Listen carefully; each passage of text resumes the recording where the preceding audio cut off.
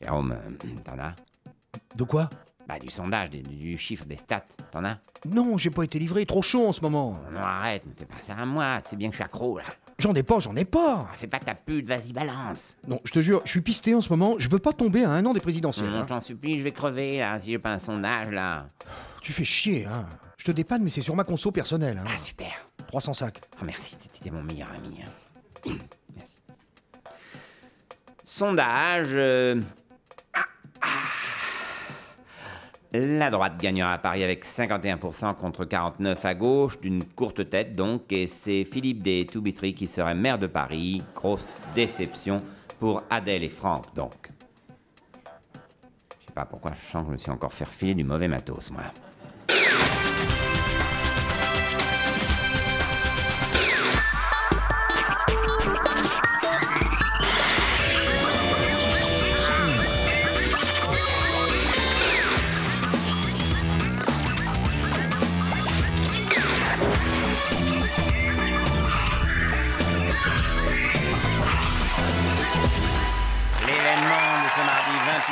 C'est cette nouvelle étonnante. Un athlète français aurait été contrôlé positif lors des championnats du monde d'Edmonton où, je vous le rappelle, nous n'avons gagné que 2 médailles et 2 bronzes en plus. Bah ouais, non, mais ouais, non. Nous, on se dope pas, on se drogue.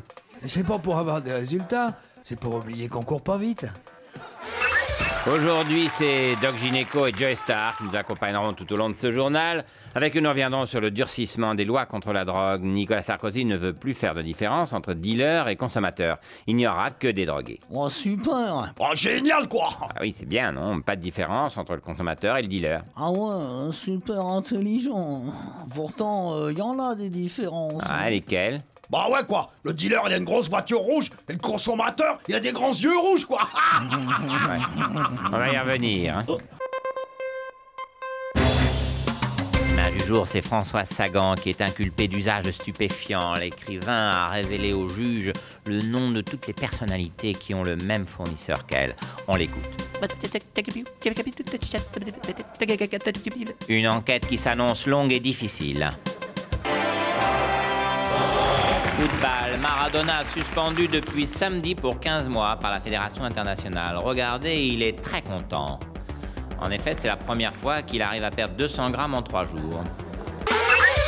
Voilà, sans transition, toxicomanie, Diego Maradona a été placé en sanatorium après une overdose à la cocaïne. Alors Diego, bonjour. Vous êtes un des plus grands sportifs du monde et depuis 1991, vous n'arrivez plus à sortir de la drogue. Bi.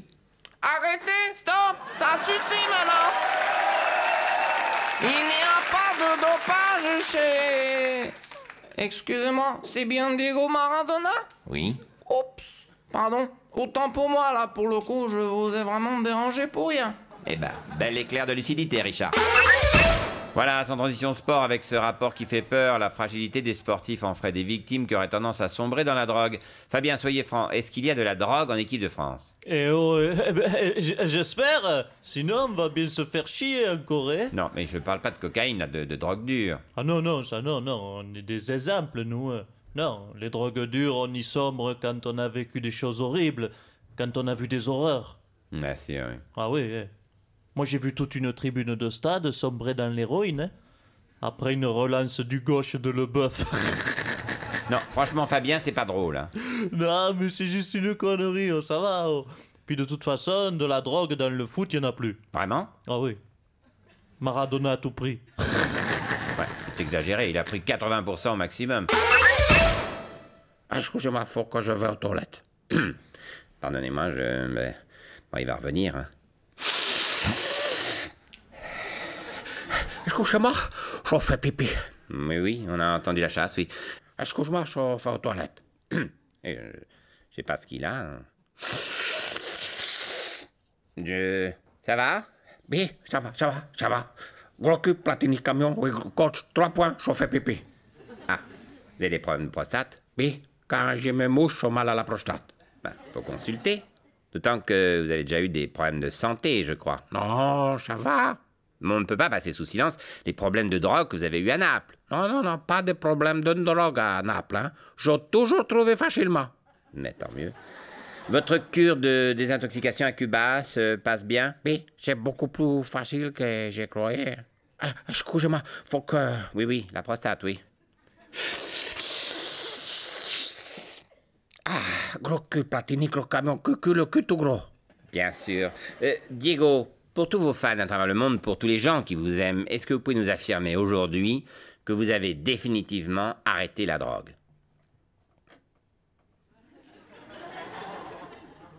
Oui, aujourd'hui, j'ai arrêté. J'en ai plus. C'est cette volonté farouche de vivre qu'on retiendra de vous, alors. Chi, et le camion que Platini l'a caché dans son cul. Oui, aussi, évidemment, oui. Voilà, sans transition, pour mieux comprendre le drame actuel du football français, je reçois Michel. Salut. Alors, Michel, vous avez préféré garder l'anonymat. Oui, parce que j'ai un travail le dimanche que je voudrais pas perdre. Je comprends. Alors, Michel, il y a 3 ans, vous étiez un homme en vue, journaliste, critique de cinéma, ami des vedettes, et puis, soudain, c'est le drame. Qu'est-ce qui s'est passé? J'ai sombré dans le football. Et là, votre vie bascule. Les smokings se transforment en survêtements, les escarpins en chaussures à crampons. Ouais, Votre public cinéphile se mue en horde de hooligans. c'est la vie. Alors, fini la presse chic, aujourd'hui, ce sont les couvertures de l'équipe, Je sais. voire de France Soir. Alors, reprenez-vous, Michel. Alors, on se pose la question, Michel. Pouvez-vous encore réagir? Je suis dedans. Je suis obligé d'aller au bout. Vous voulez dire acheter une Porsche rose? C'est fait. Porter une gourmette en or? Elle est là. Gagner une Coupe d'Europe? Non, ça j'y touche pas. Je suis quand même pas fou. J'ai failli l'année dernière. Enfin, ceci dit, on n'est pas à l'abri. Et qu'est-ce que vous diriez à un jeune qui s'intéresse au football? Je lui dirais, fais pas ça. On commence par un petit match derrière l'église et puis un jour, on finit en train de hurler des insanités dans les stades. Vous l'avez fait? Ouais. Une fois, j'ai gueulé, enculé. Mais c'est l'arbitre, cette tête de con là! Il s'y peut pas le pénalty là! Oui, alors tu l'as descendu, Yann! Excusez-moi, ça me reprend. C'est triste. Michel, si vous deviez résumer d'un seul mot votre expérience, un seul mot. Désolé. La grande révélation du jour est venue de la part de Lionel Jospin hier soir sur MCM. Oui, j'ai déjà fumé une fois un pétard. Ah oui, ça se voit, c'était juste au début de votre campagne. Non, c'était il y a 30 ans. Oh bah dites donc, ça devait être de la bonne, hein. Sans transition politique, où en sont les socialistes après un an de recherche d'idées, eh bien ils continuent d'expérimenter de nouvelles pistes, regardez. Bon, alors les gars, je vous écoute. Pardon. Je me sens pas bien. Tout tourne. Il va mourir, Lolo.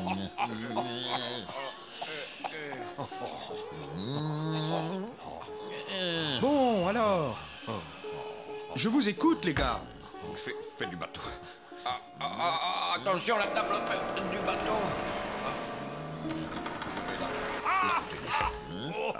Bon, les gars, normalement, c'est censé vous donner des idées. Alors, je vous écoute. Non, merci. Je vous écoute. Allez-y, les gars. Attention, les requins. Va pas mourir, Lolo. Bah, les gars, c'est pas terrible. C'est les mêmes idées qu'avant. Faut tenter autre chose. Alors, les gars, attention. 1, 2, 3. Je vous écoute.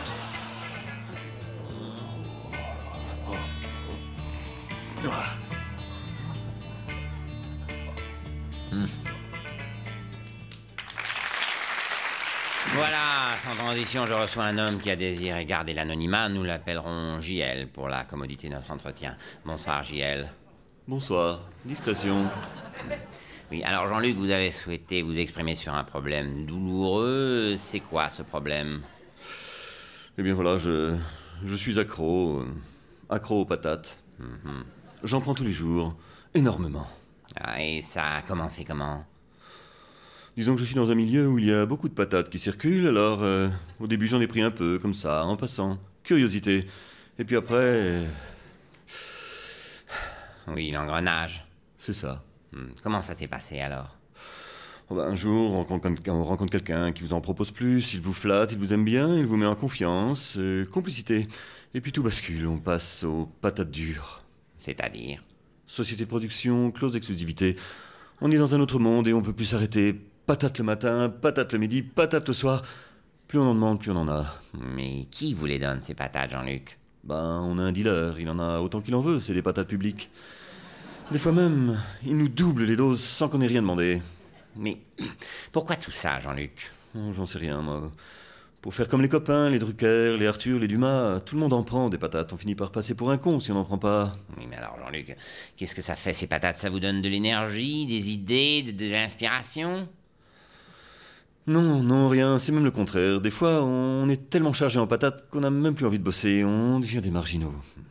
Oui, c'est vrai que c'est dur de s'en sortir. Alors, je voudrais vous montrer le témoignage de quelqu'un qui a vécu cet enfer, on en reparle après. Bonsoir. Oui, moi aussi j'ai eu la même maladie. J'étais complètement dépendant des patates. Je faisais n'importe quoi pour en avoir. C'est très difficile de s'en sortir. Mais moi, je suis presque sorti avec l'aide d'un juge et avec un bon suivi judiciaire, on peut y arriver. Faut pas désespérer. Moi, je peux aider Jean-Luc s'il le désire. Je suis prêt à me sacrifier et à prendre sa place. Jean-Luc? C'est gentil ce qu'il dit, mais non, vraiment, je ne me sens pas le droit de laisser ma place. C'est trop dur. Je ne souhaite à personne de prendre autant de patates que moi. Bon, alors qu'est-ce que vous allez faire maintenant, Jean-Luc? Oh, vous savez, il n'y a pas grand-chose à faire. C'est trop tard pour moi. Tout le monde sait que je suis accro, mais c'est pas que de ma faute. Moi, j'ai pris que ce qu'on m'a donné. Oui, c'est vrai. C'est toujours le même problème. Le plus dur, c'est de coincer le dealer. Hein. Allez, la suite.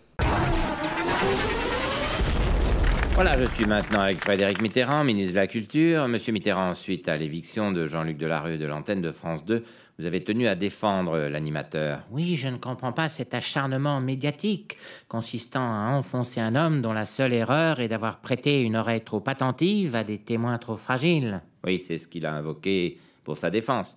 Les histoires qu'il présentait étaient tellement lourdes et difficiles qu'elles l'auraient poussé vers la drogue.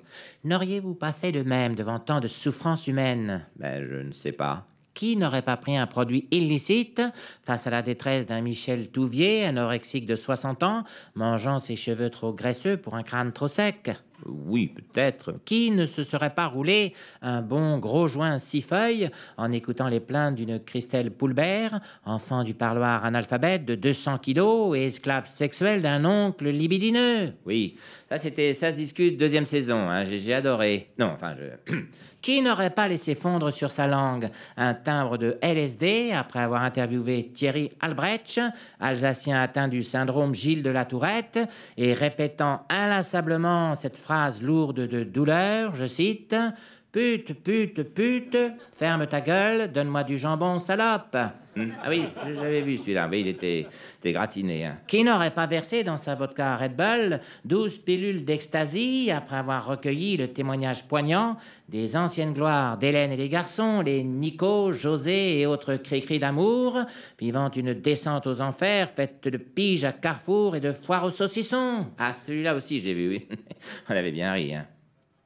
Vous regardiez beaucoup, apparemment. Non, mais j'ai un peu potassé le sujet, c'est pour ça, non? Donc, pour vous, Jean-Luc Delarue a des circonstances atténuantes. Évidemment! Qui n'aurait pas plongé son nez dans une pyramide de cocaïne en voyant Corinne, anciennement Francis, annonçant à ses enfants médusés qu'il faudrait désormais l'appeler maman et non plus papa? Ah, il a vraiment reçu tout le monde, Delarue, hein? Et Sophie d'avant qui le remplace, elle n'est pas en danger, du coup? Sophie est un excellent choix et ne risque rien. 25 ans de météo et un mariage avec l'improbable Pierre Sled ont fait de sa vie un cauchemar bien plus sordide que n'importe quel témoignage auquel elle pourrait être confrontée. Ah, de toute façon, c'était elle ou on de latte, hein? Voilà, sans transition, je reçois Doc Gynéco. Comment ça, tu me reçois? Pense à recevoir. Pardon? Attends, Moi, quand je reçois des potes, il y a de la musique, il y a du matos, style des trucs à rouler, tu vois. Et puis des gonzesses, quoi. Oui, sûrement. Mais si je vous ai invité, c'est parce que ce soir, Guillaume a abordé avec Guy le problème de la drogue dans le sport. Elle est pas là, Daphné. Comment? La petite Daphné Rouillet. Waouh, Daphné, c'est bien ma cam, ça. Quand je la regarde présenter sa météo en moitié à poil, je suis aux Antilles, je vois. Non, la météo, c'est Cécile Siméon. Daphné, c'est les infos. Ouais, je sais pas, je te parle de la jeune, moi. Doc Gynéco, est-ce que vous pensez que la drogue et le sport peuvent faire bon ménage? Oh là non, moi le sport, j'y touche pas. Trop malsain. Style, ça te fait péter les vaisseaux, puis ça donne chaud. Fou. Est-ce que vous êtes d'accord avec Guy Dru quand il dit... Avec qui? Guy Dru. Pouh. Mais si vous savez, l'homme politique, là, l'ancien champion d'athlétisme.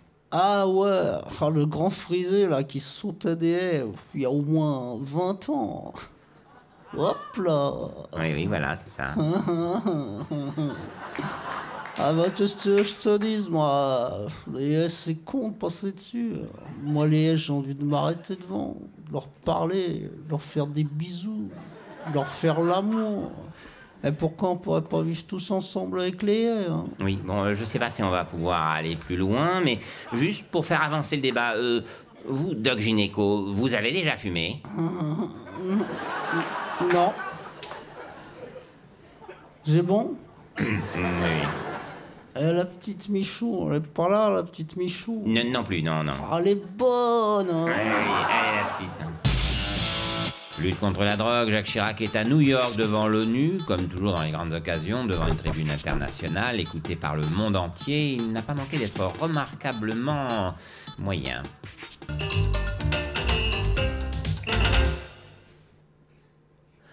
Jeunes de tous les pays, vous devez le savoir, vous devez le comprendre, la drogue, c'est l'opium du peuple.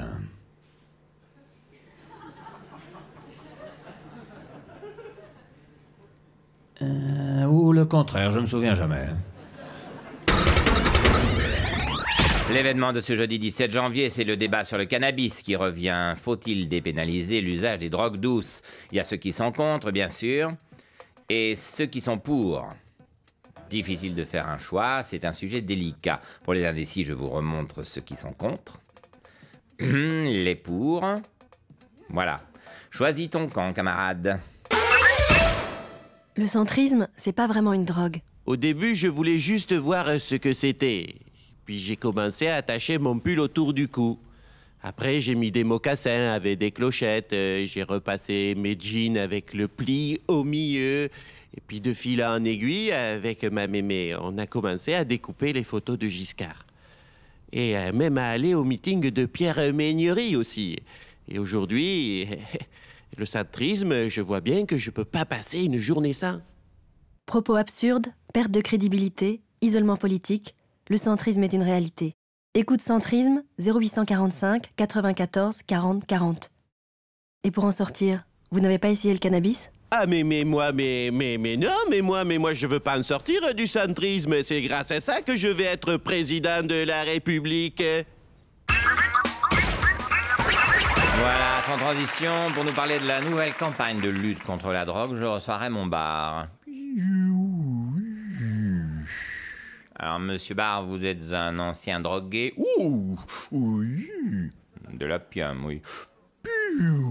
Oui, quelquefois, mais quand même. Alors, pour la première fois, une campagne met officiellement le tabac et l'alcool dans la liste des drogues. Est-ce que finalement, votre aveu d'avoir consommé de l'opium n'a pas contribué à faire tomber ce tabou? Je veux dire, pour la première fois, une campagne ne craint pas le lobby viticole, c'est nouveau. Non mais, ok Raymond, je ne conteste pas que tu picoles aussi. Attends, t'es à Lyon, on connaît les Lyonnais. Non, ouais, je te jure, c'est justement ça qui est fort dans cette campagne. Personne ne dit « ne buvez pas », c'est de la drogue, on dit « picolez si vous voulez », mais fumer aussi, c'est pas pire. Non, non, je te parle pas de l'héros, c'est pas convivial. Je te donne raison à 100%, mais toi, qui es un spécialiste de déchirage de tronche... Non,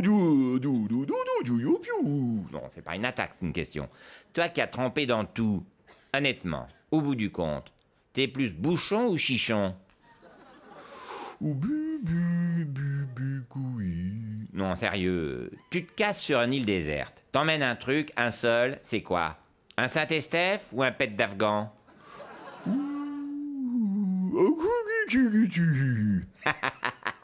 Ah, je te jure, t'es trop grave, hein. T'es le plus grand, hein. Mais fais gaffe quand même, hein. Décroche un peu en semaine, t'es cool, mais t'es pas immortel non plus, hein. Allez, la suite. Législative, les Verts ne pourront pas participer à la campagne officielle à la télévision. Ils n'ont pas rendu les formulaires d'inscription à temps. Oui, oh, ça va, c'est bon, on l'a perdu, ce putain de formulaire. Ça y est, j'ai retrouvé. Quoi? Fais voir.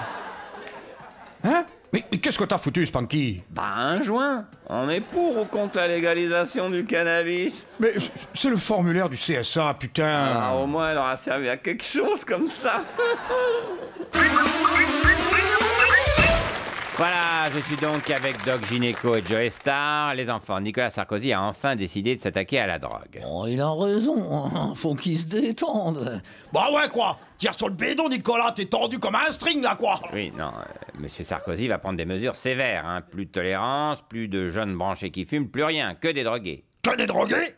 Oh, c'est génial comme programme. Vive Sarkozy. Ah, vous trouvez que c'est bien aussi. C'est vrai, il n'y a pas de drogue douce ou de drogue dure, il n'y a que des drogues dures, c'est tout. Ah ouais, mais la drogue, elle est dure au début, hein. Si tu la chauffes avec un briquet, elle devient molle. Non, plaisantez pas avec ça, hein. Les sanctions pour empêcher les jeunes de se shooter avec du toshi, comme ils disent, c'est très bien. Ah ouais, là, oui, se piquer au toshi, faut avoir des grosses veines, hein. Ah oui, c'est des irresponsables. Ouais, se piquer au toshi, pourquoi pas se rouler des seringues aussi, hein? Voilà, oui. Les drogues douces mènent aux drogues dures. Ouais, vaut mieux se faire un bon gâteau, quoi. Ah oui, une bonne tarte au citron, là, c'est bon. Ouais, ou au chocolat. Ah ouais, quoi. Eh, y a un petit chocolat marocain qui vaut son cake, quoi. Ah, moi, je préfère le chocolat suisse, hein. Ouais, non, mais c'est parce que tu connais pas le chocolat marocain. Eh, c'est mieux que Merveille du Monde. Là, tu les vois vraiment, les éléphants. Oui, bon, alors, revenons sur la drogue, là. Les sanctions vont tomber, et sévères en plus, hein. Les jeunes qui fument, on leur confisquera leur scooter. Confisquer leur scooter? On va galérer pour se faire livrer les pizzas, là. Oh putain, quoi. Si tous les foncedis ils prennent les transports, le RER il va être truffé de zombies, quoi. Un vrai train fantôme, quoi. Vous trouvez ça trop sévère, la confiscation du scooter? Non, c'est pas ça, mais pour les vieux qui fument, ils vont faire comment? Bah, ils vont leur confisquer leur charentaise, quoi. Non, les vieux ne se droguent pas. C'est que les jeunes en scooter, il a dit Monsieur Sarkozy. Ah bon, tant mieux. Ah oui, il était temps de faire quelque chose. Vous savez que les jeunes Français sont ceux qui fument le plus au monde? Non. Si. On est les champions. On est les champions. Oui, non. Attendez, nous sommes à égalité avec les jeunes hollandais. Ah ouais? Oh bah pas grave, quoi.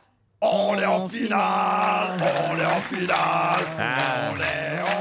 Les braves petits. S'il n'y avait que des jeunes comme eux qui ne pensent qu'au sport, on n'en serait pas obligé d'avoir Sarkozy comme ministre. Allez, la suite. Et puis médecine pour finir, presque un miracle, en tout cas une véritable résurrection pour sa sainteté le pape Jean-Paul. Un produit nouveau que lui a donné le professeur Montagnier l'a pratiquement guéri.